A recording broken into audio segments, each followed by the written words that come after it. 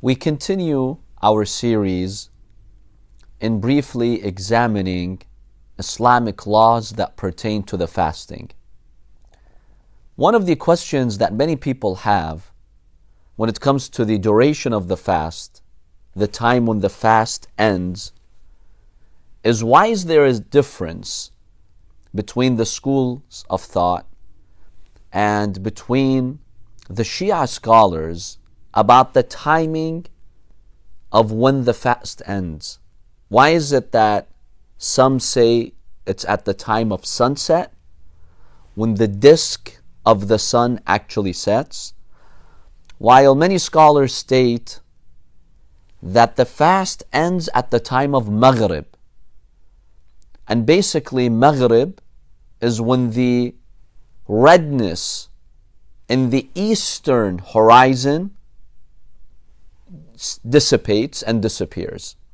Why is there this difference amongst the scholars? If we examine the schools of thought, the Sunni schools of thought maintain that the Shar'i Maghrib is when the disk of the sun sets. As soon as the sun sets, you can pray and break your fast. Let's now examine the fatwa of Shia jurists and scholars. Some Shia scholars have also maintained that the Shar'i Maghrib is when the disk of the sun sets. But the vast majority of Shia scholars, they maintain that you have to wait some 10 to 15 minutes later when the redness in the eastern horizon disappears.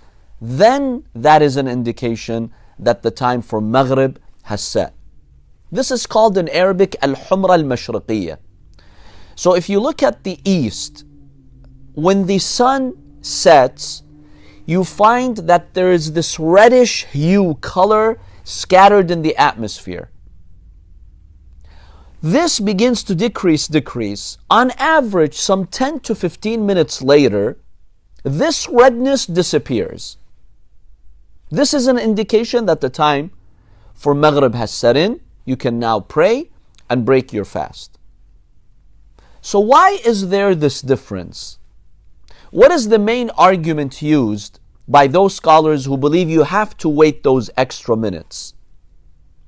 One argument that they've used is the verse in the Holy Quran which speaks about the timing of the fast. In Surah Al-Baqarah, Allah subhanahu wa ta'ala tells us to eat and drink حتى يتبين لكم الخيط الأبيض من الخيط الأسود من الفجر. Keep drinking and eating at night. You're allowed to do so until the time of Fajr, dawn. At dawn, you have to start your fast. Then the Quran says, ثُمَّ أَتِمُّ الصِّيَامَ إِلَى اللَّيْلِ. Then continue fasting until the night. Layl in Arabic means night. These scholars have maintained that the word night is not applicable to the time of sunset. When the sun is setting, it's still too bright outside for us to call it night. But if you wait some 10-15 minutes later, when it starts to dim, when the brightness in the atmosphere is reduced, then we can start to call it night. So this is one argument that they've maintained. By the way, interestingly, there's a hadith in Bukhari attributed to the Prophet ﷺ. The hadith states that the Prophet told his companions that you have to continue your fast. When do you break your fast? The hadith in Bukhari states the Prophet pointed towards the eastern horizon.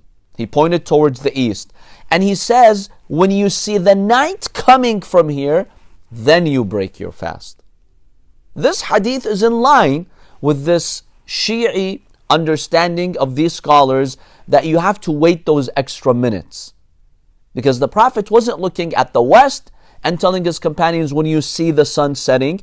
He in fact told them to look at the east. And when you see the night coming, the darkness of the night coming, then break your fast.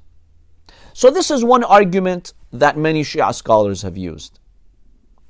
Another argument that they've used is the hadiths. We have many hadiths from the Imams of Ahlul Bayt that command us to wait until this redness in the eastern horizon disappears.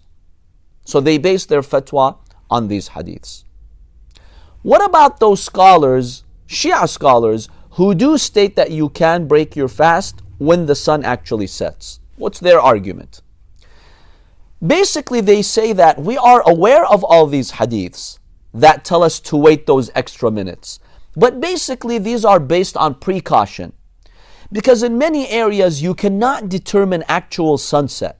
You could be living in a mountainous area, and the mountains or the landscape or the topography of your area blocks your view of the actual sunset. So the Imams gave a practical sign that indicates sunset, which is when the redness in the eastern horizon disappears, then you know for sure the sun has set.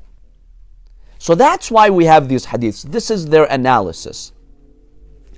Now, the other scholars, the other group of scholars who maintain you have to wait those extra minutes, they of course have a response to that. They believe that these hadiths are not just telling us a sign.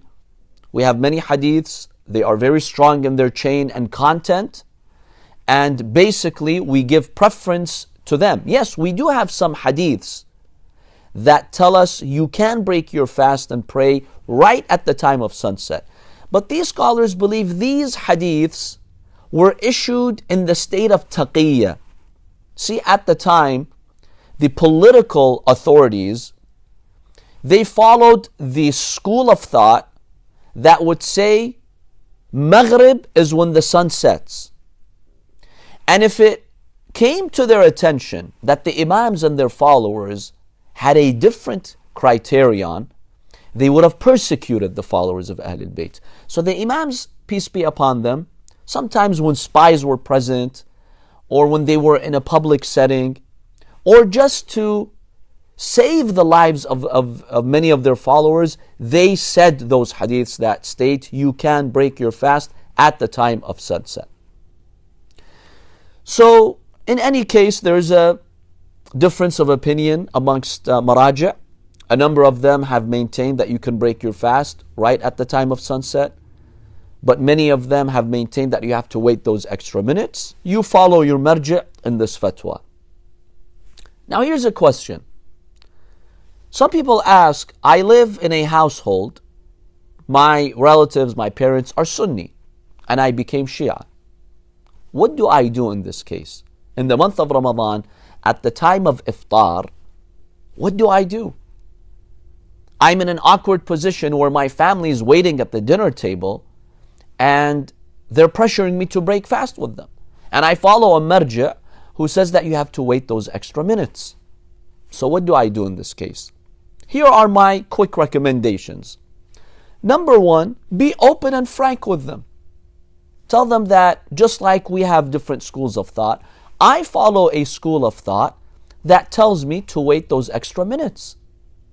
And this is supported by the Holy Quran. I'm not going against the Quran. The Quran says, ثُمَّ أَتُمُّ الصِّيَامَ إِلَى اللَّيْلِ. Share with them those verses. The Quran tells us to continue fasting until night. I want to make sure that it is night. So the first step is just to be open with them, be frank with them, ask them to respect your beliefs and your school of thought and to accommodate you as well. Sometimes this does work. If this doesn't work, then the second step is to be creative. Find ways to delay the iftar. For instance, tell your family, why don't you pray Maghrib? Isn't it mustahab to start with salah? So let's start with salah first, make a prayer, and then start to break our fast. Try to be creative and come up with some of these solutions. And if this doesn't work, then tell them that's okay, please do break your fast and sit with them on the table, no problem. Maybe serve them, tell them I'll be the one serving you. Try to compensate, because they are upset with you. Try to compensate for that by serving them, showing them more compassion and love. Kiss your parents, embrace them. Hopefully that will make it easier for you.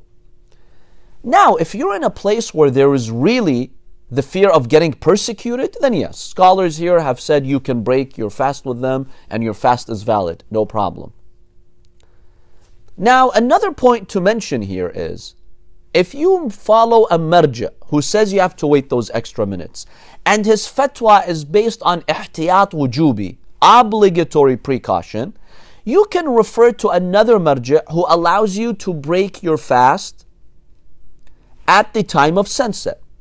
So if you live in a family and they're breaking their fast right at the time of sunset, and if you want to delay yourself breaking the fast and waiting those extra minutes, this is going to create trouble for you. This is going to cause problems and difficulties for you. So let's say you follow a marja whose fatwa is based on ihtiyat wujubi. For instance, Ayatollah Sistani. His fatwa is you should wait those extra minutes. Yes, it's mandatory, but this is ihtiyat wujubi. It's based on obligatory precaution. That means you can follow another marja in this particular ruling who states that you can break your fast right at the time of sunset. So for instance, one of the Marja in Najaf who does state that you can break your fast at the time of sunset is Ayatollah al-Hakim. So if you follow a marja who says it's ihtiyat wujubi, you can follow another marja, and this would be also a solution for those who are stuck in these difficult situations. One last point, if you ever have a doubt whether the time for Maghrib set or no, you're not sure, did the sun set or no? Let's say you're looking at calculations, you're not certain how to read those calculations, or you're out somewhere, it seems like the sun is setting, but you're not actually sure. Whenever you have a doubt whether the sun set or not, can I break my fast or not? In this case, you must exercise precaution and continue fasting due to the law of continuity. Al-Imam al-Sadiq alayhi salam states, لا تنقض اليقين بالشك. Do not negate certainty with doubt. You were certain 10 minutes ago that it was day, right? This subject, that it's day, is certain. You continue that previous state until you have new yaqeen, new certainty that the night has set. So let's say it's around 7 p.m. You're not exactly sure whether the sun has set or not, whether the time for Maghrib has come or not. Well, you're certain that 15 minutes ago, 30 minutes ago, at 6:30, it was still day. You had to fast. You continue that previous state until you become certain that now I can break my fast. So whenever we're in the state of doubt, we apply the previous state and we have to exercise caution and continue fasting in this case. May Allah subhanahu wa ta'ala bless you all. Wassalamu alaikum wa rahmatullahi wa barakatuh.